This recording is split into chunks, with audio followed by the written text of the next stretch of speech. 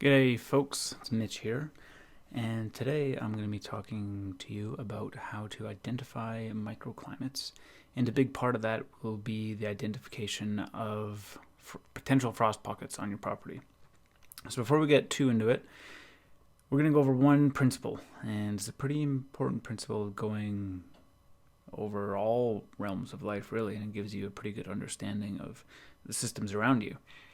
And that principle is that form, or what you see, whether it be a body, a plant, a garden, so form is the manifestation of a system balancing its inputs and outputs through a flux in energy and mass through the mechanism of process. And as designers, we can modulate those fluxes and those processes that drive them, and this inherently results in a change in form. So with that, let's start with the energy inputs and outputs of our system in question. So that'll be microclimates on a property scale. So our inputs, or our primary input, is going to be the sun, which supplies us with an abundance of shortwave radiation throughout the day, providing there's not too much cloud coverage. Even when there's cloud coverage, it'll still be present.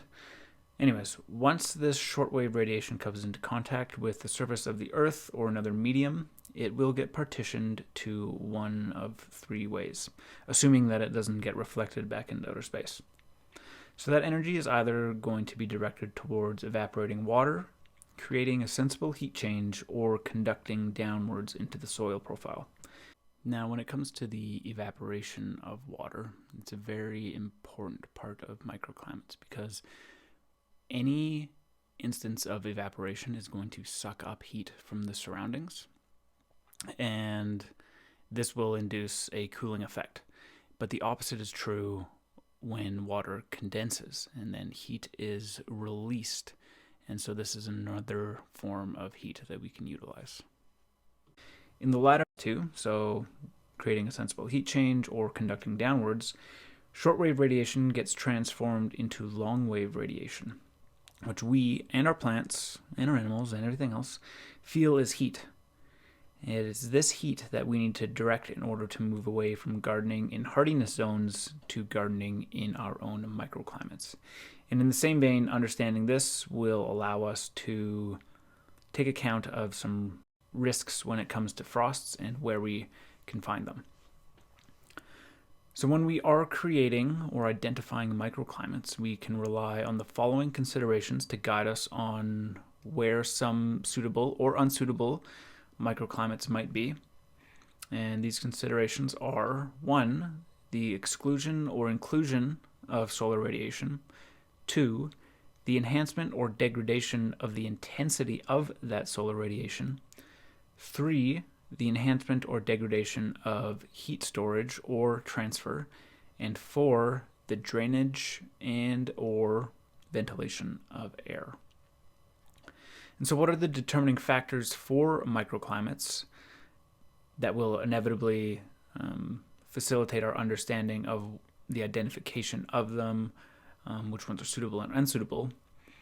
There are a couple, and they are the solar resource available, which is largely determined by the slope aspect, or which cardinal direction the slope is facing. That'll have implications for the intensity of the radiation. The local topography and slopes, which will have an effect on shading and ventilation.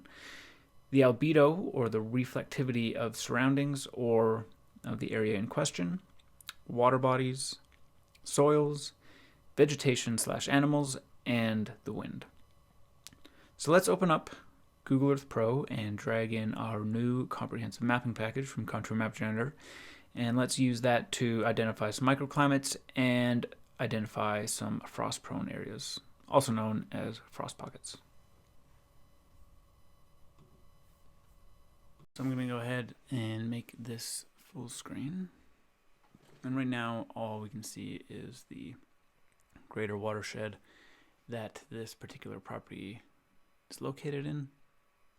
This is the Clutha River in New Zealand, and we are going to check out what the contours have in store for us here. So I'm just going to double click on that. And there we have it, some pretty good data. So we're going to be able to find some frost pockets in here, no problem. Now before we go ahead and get started, I'm going to show you this right here. So I just, using the ruler tool up here, went to polygon and I laid out my property boundary. Now this is not my property, but this is the location where I did my master's. So this was my study site right in here. And it's a very important wine growing region in New Zealand. So all of these are vineyards. And so if you're a vinter, maybe you might get some tips in here. So the first primary determining factor that I had talked about earlier was aspect. As it happens, the Contour Map Generator's comprehensive mapping package has this right here, which is parted aspect. And what this allows me to do is make these full opacity. What this allows me to do is take a look at which way these slopes are facing, and then I can highlight any direction that I would like to. So the first thing to keep in mind is that we are in the southern hemisphere. And because we're in the southern hemisphere, that means that these north-facing slopes, those are going to be the sunny ones, rather than those south-facing slopes in the northern hemisphere. So solar radiation, or the light from the sun, is going to be most direct on these particular slopes right here. And contrary to that, we've got south-facing slopes, and those are going to receive less sunlight because they'll be partially shaded, and that angle of that slope will effectively dilute the solar radiation. So there'll be less solar radiation per unit area in these regions, which is why they're colder. We'd also expect there to be less evaporation because it is colder, so there's less energy going into this region, these little pockets. And these two layers are really important because they can give you some insights on what I like to call bioassurance. And so in the instance of vineyards, you may think that it'd be fantastic to plant all of your grapes on the north-facing slopes because they're going to be warmer. You can get longer growing season, and all around it'll just be warmer. And there's one instance, however, and obviously this isn't the only instance this has happened and not the only industry in which this has happened, but I believe it was 2014, there was an incredibly mild spring. And that incredibly mild spring caused there to be a very early budding of some grapes.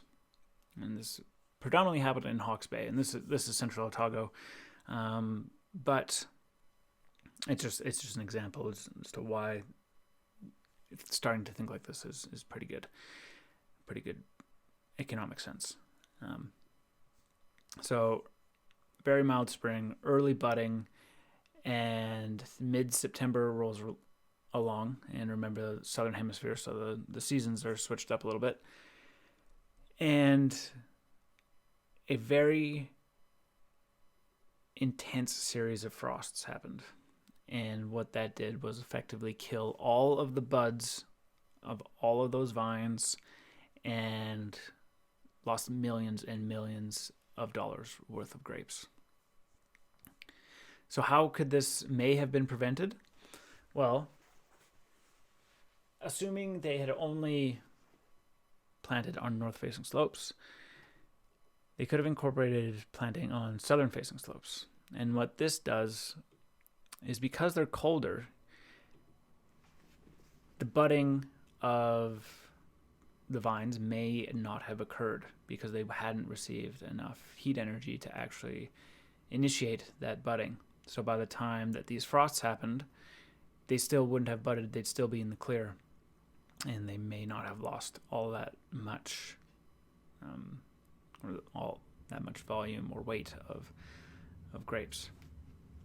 Another way you can use this is, let's go back to facing north and up, is now we know that the west facing slopes are also tend to be quite hot. We know that the west facing slopes tend to be quite warm, especially when they're near the southern ones. So around here, we'd expect this, southern, sorry, my brain's still in North America.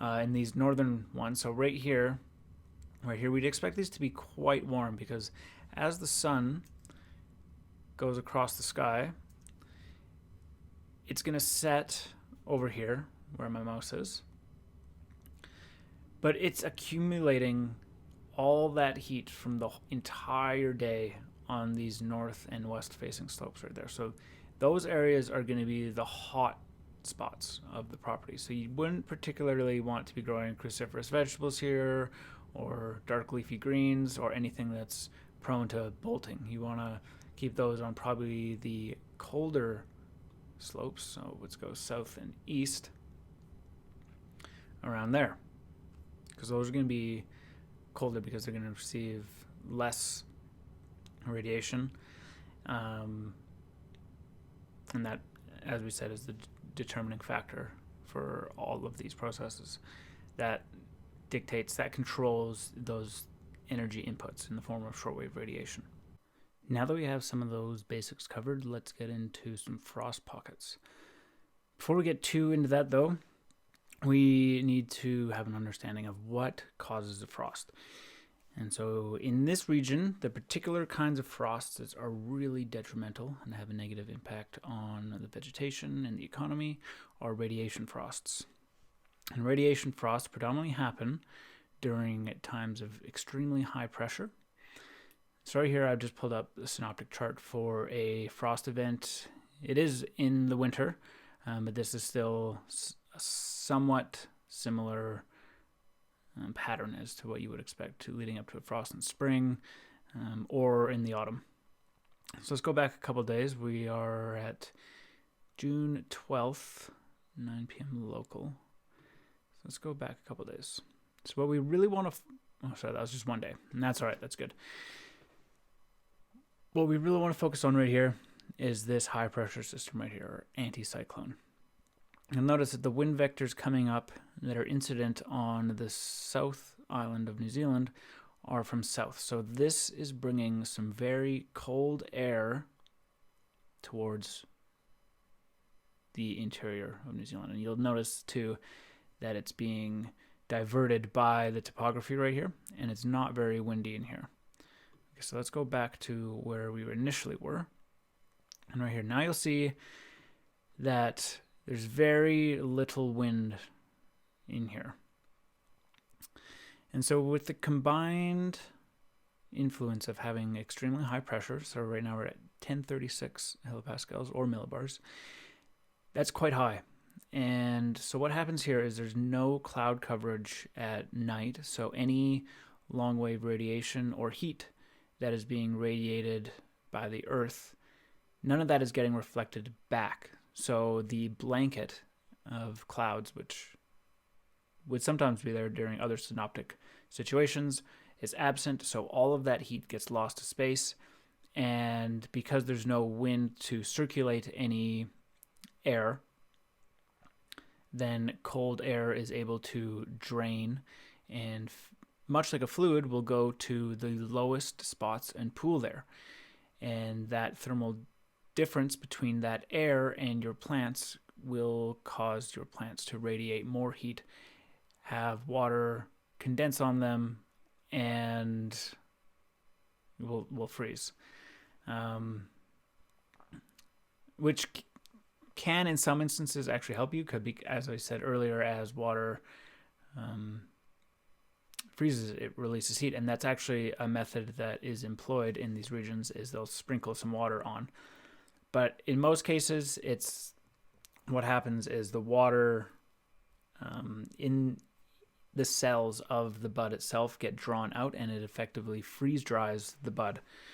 So let's take a look at pressure is quite high, relative humidity.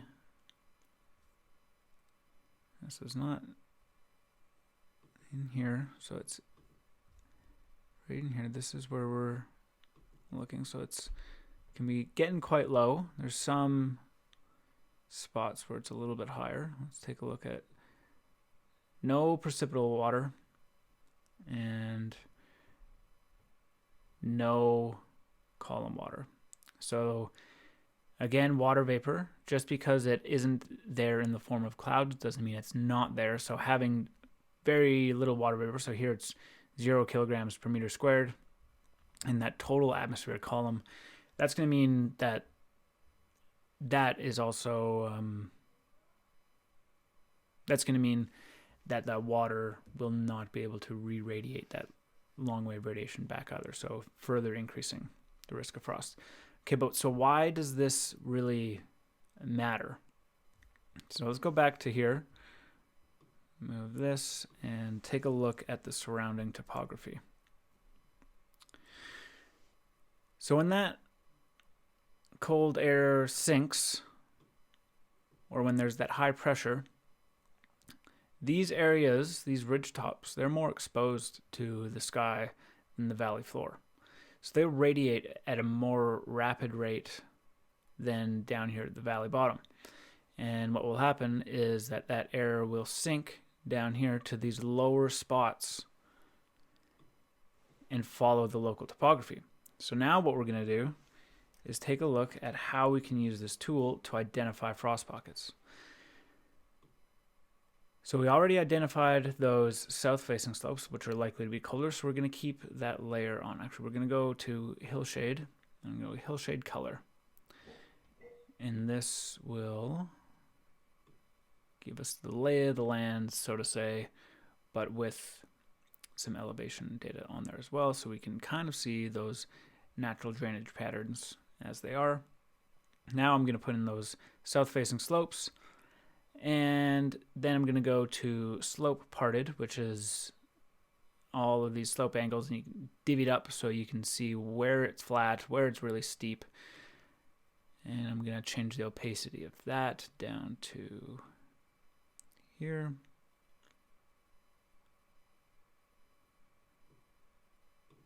And now I'm going to go to catchment, basins, and streams.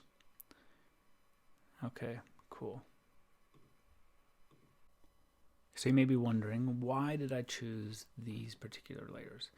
And I chose these layers because, as we were talking about earlier, those south-facing slopes, they're going to be already colder than anywhere else. And the slope parted, I highlighted the slopes that have 0 to 4 degrees slope, and catchment, the basins and streams, because these are the regions, these streams right here, those are the natural drainage pathways of the land from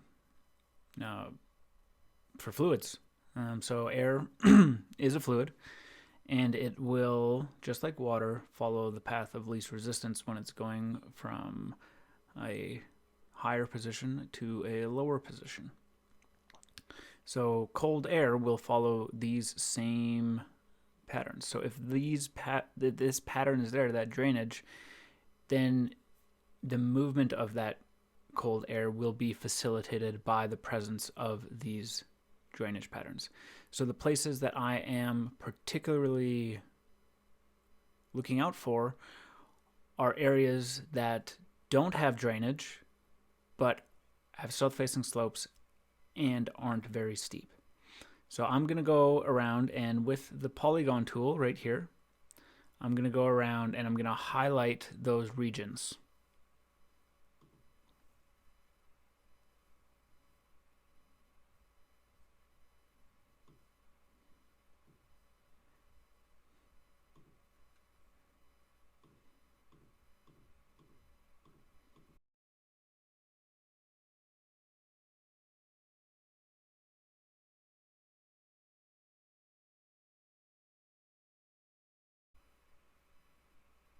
Now I know I did say that this was my property, which obviously it isn't. But I would be particularly concerned about this area as well because it's a plateau. So as you can see, it's very low slope, so there isn't very much drainage, as you can see, because there isn't any of these blue lines going down the middle of here. So what I would expect right here is a lot of, especially on a night like this, when there isn't going to be much wind, that this will, in fact, fill up with cold air.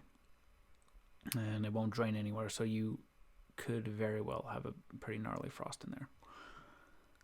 But as far as this property goes, let's go collect a couple more frost pockets.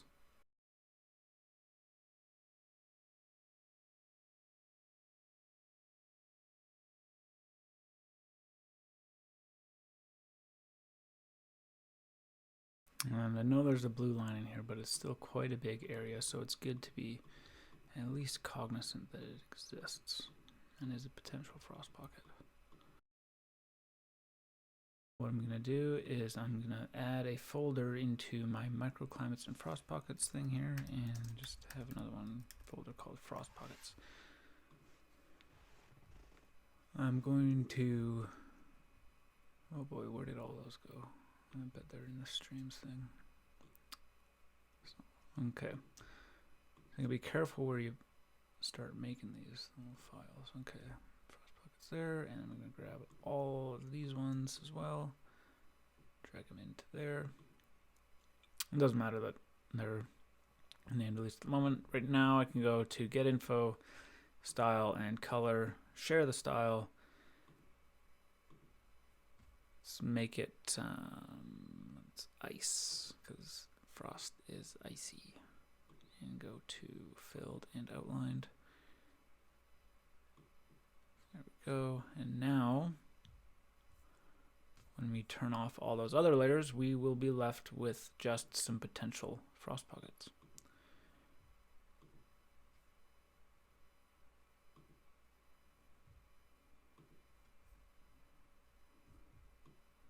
So here are some frost pockets on this property.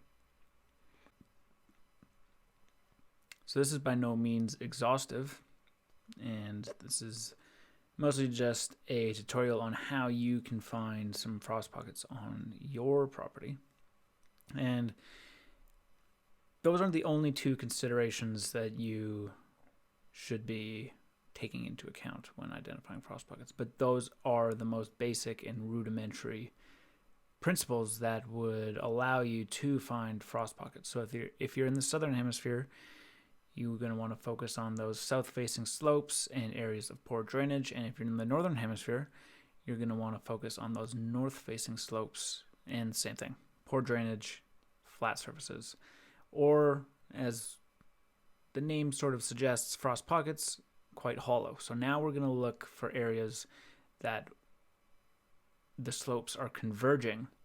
So in the instance where cold air is sinking, then you would expect there to be an accumulation of fluid, or in this instance, cold air. And to do that, I'm going to take a look at the slope direction layer. I'm going to put on the hillshade color as well, and I'm going to make that bolder. Okay, so let's get out of there, take a look-see.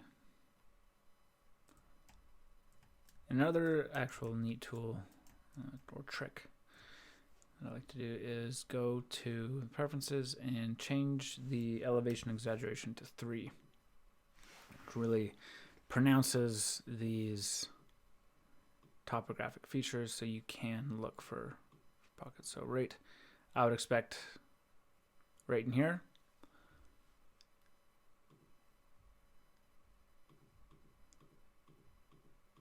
to be a frost pocket.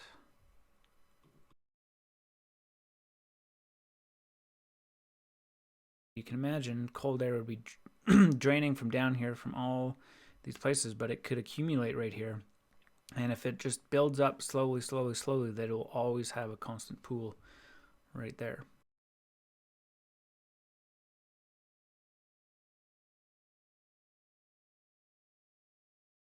Okay, so we have identified 1, 2, 3, 4, 5, 6, 7, 8, 9, 10, 11, 12, 13-ish, a dozen-ish frost pockets on this property.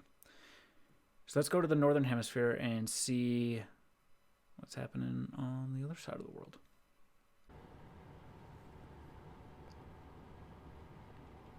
Whee!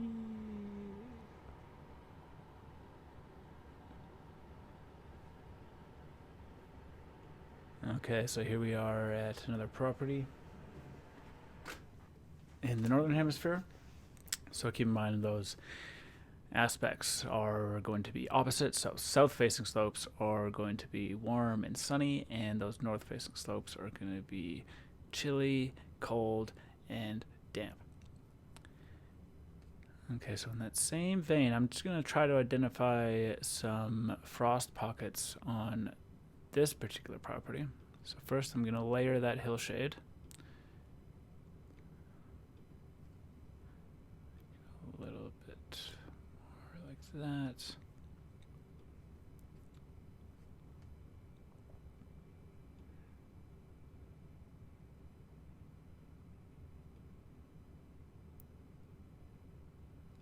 Get those low slopes going.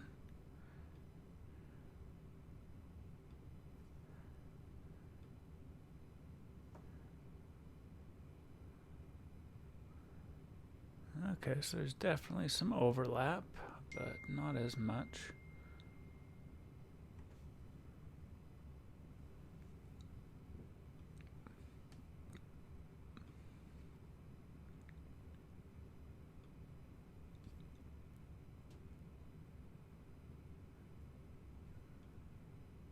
Okay. So in the same way that I did for that property in New Zealand, I would do the same thing here and go over all the places that they're overlapped. Actually, let's get some drainage up first. There.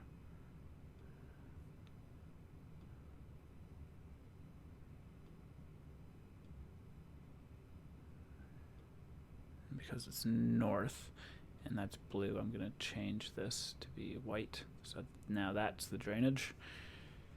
So see a lot of these areas where there is overlap, there is some natural drainage in those regions. So that's pretty good.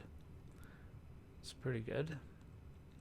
But again, you got to be careful because when those high pressure systems roll in and you have, in this case, northerlies setting up those already cold conditions. So those northerlies will bring in cold air and then a high pressure system which facilitates radiation. A high pressure system facilitates radiative loss, then you are going to be more prone to frost regardless of how much drainage you have. And I want to focus on this area in particular because we've gone over two other techniques.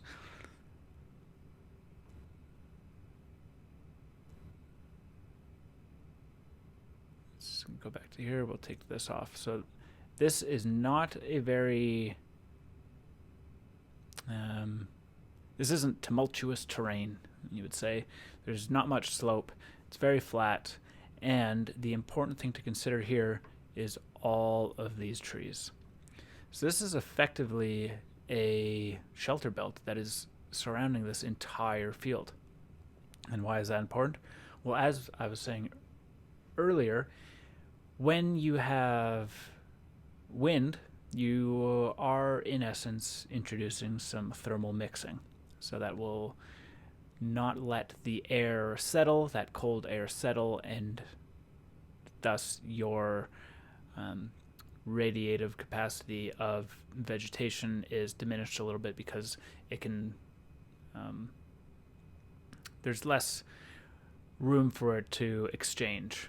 I mean, if it's a really, really cold wind, it'll wisp away all that heat, but it doesn't have the capacity for that cold air to really settle when there is no wind. and I know from experience from camping in here and over here for that matter, that it is very cold, and especially in the spring and autumn. Well, I mean in the winter too, but relative to everywhere else, it gets a lot chillier at night in here on a really still night than anywhere else, especially over here where it's a little bit more open, so you can actually have the effect of those breezes. So that's what I wanted to show in this area, is you need to also consider your vegetation. So if you have a lot of tall trees and that is going to impede the flow of wind, then that is a microclimate in and of itself. And that wraps it up for me. If you have any questions, leave them in the comments down below. And go check out your property at contoursmapgenerator.com. And if you're not happy with the preview, give us an email, and maybe we can explore some other options. There are other options out there, and we can run various sorts of data through the Contour Map Generator engine, and we'd love to help you out with getting your maps. So just give us an email, and have fun, stay safe, and we'll see you in the future. Up next is Takota, and he's going to be giving you a bunch of good insights on, I'm not actually too sure what he's going to be talking about, but I'll leave what he is going to be talking about in the show notes. So good luck, have fun, and happy mapping.